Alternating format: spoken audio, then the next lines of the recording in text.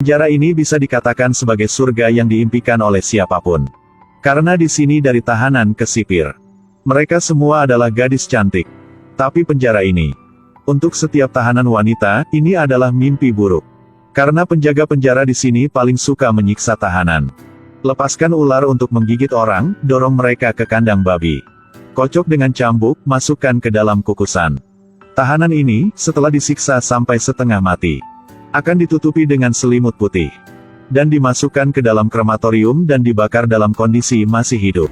Adegan yang menakutkan ini. Bahkan seorang penjahat pembunuh merasa merinding. Nama gadis ini adalah Bodin.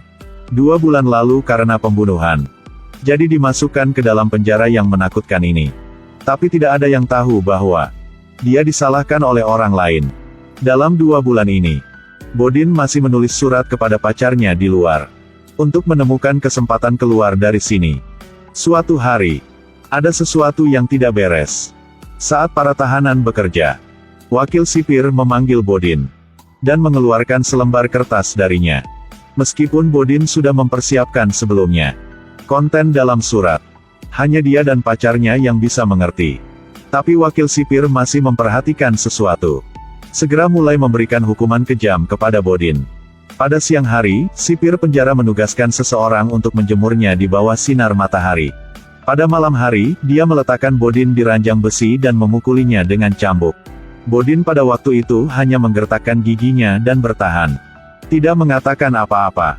Sampai Bodin dipukuli setengah mati. Wakil sipir baru melemparkannya ke dalam sel. Tapi yang buat sedih adalah, di dalam sel, hanya gadis pirang ini yang datang untuk menjaga Bodin. Yang lain takut membawa bencana pada diri sendiri. Jadi sangat apatis. Bodin merasa bahwa gadis pirang ini tampaknya dapat dipercaya. Jadi dia menceritakan semua tentang kabur dari penjara. Tidak menyangka, baru selesai omong, Bodin dimarahi oleh gadis bilang dia gila. Ada juga seorang dokter di penjara ini yang sangat mesum. Jika tidak hati-hati ditangkap, takut terbawa sebagai eksperimen hidup. Kemudian besok, ada seorang pria yang masuk penjara untuk menjual produk pertanian. Blonde sudah lama tidak dekat dengan seorang pria. Jadi jatuh cinta dengan pria ini. Siapa sangka bila 2 insan sedang mabuk dengan cinta. Kemudian wakil sipir tiba-tiba muncul. Pria itu sangat ketakutan sehingga dia bergegas keluar.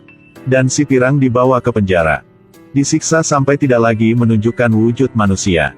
Melewati kejadian ini, si pirang akhirnya memutuskan bekerja sama dengan Bodin untuk melarikan diri dari penjara. Mereka berdua mulai mengamati struktur penjara. Dindingnya cukup tinggi, di sebelahnya ada penjara pengawasan.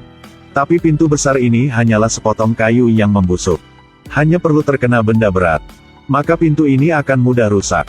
Tapi kekuatan 2 orang saja jelas tidak cukup. Mereka membutuhkan lebih banyak tenaga kerja. Sekarang kedua gadis itu memiliki pemikiran yang sama.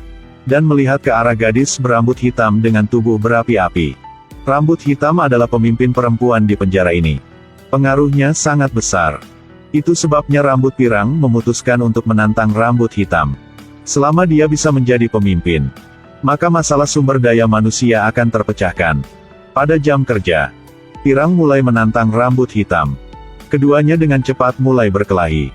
Para tahanan wanita di sekitar berteriak. Tetapi hanya ada sedikit orang yang bersorak untuk pirang. Rambut hitam memiliki kekuatan fisik yang sangat baik. Hanya beberapa baris berturut-turut menyebabkan si pirang mundur selangkah.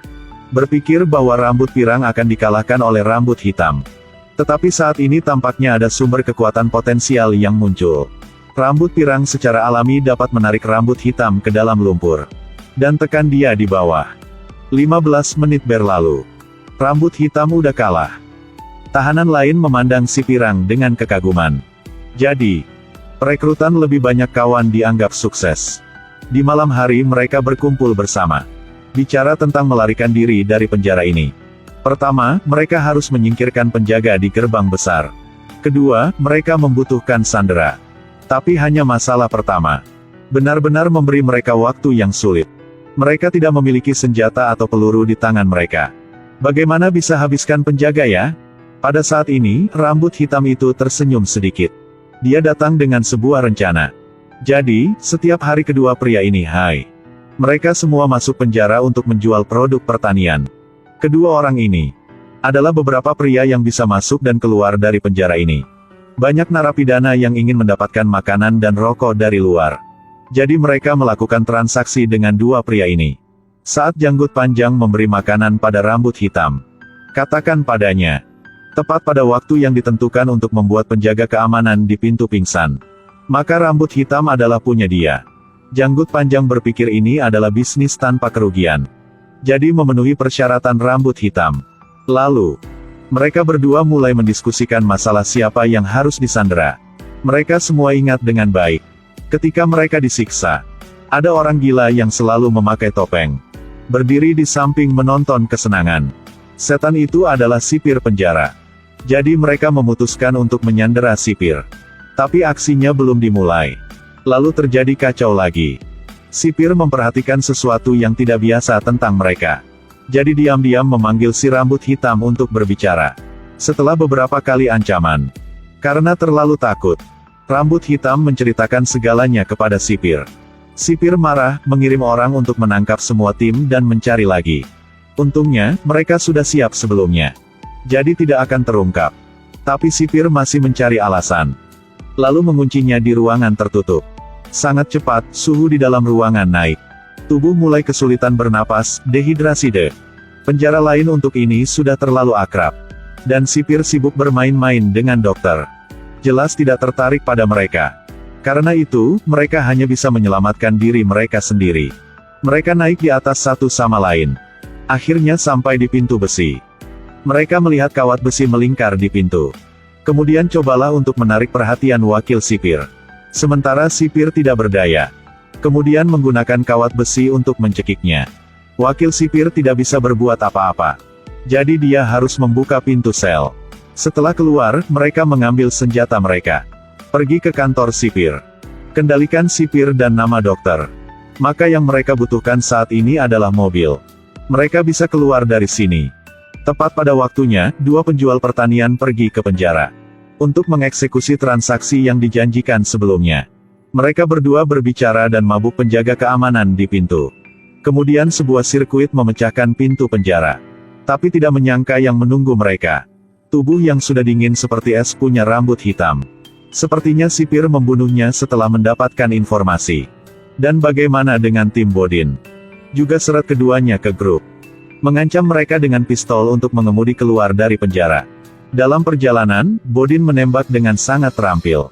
Sangat cepat mengalahkan semua penjaga penjara. Tapi saat ingin buru-buru keluar dari pintu besar, mereka baru ketahuan. Pintu besar telah diperkuat lebih dari sebelumnya. Tidak hanya ada satu penghalang lagi. Tapi sekarang mereka sedang terburu-buru, tidak ada pilihan lain. Longbeard hanya bisa menutup matanya dan menggunakan seluruh kekuatannya untuk menabrak pintu besar. Setelah pertarungan sengit, mereka akhirnya berhasil keluar dari penjara dan bersembunyi di hutan. Untuk berterima kasih kepada mereka berdua atas bantuannya, Bodin memberi mereka sipir yang cantik ini.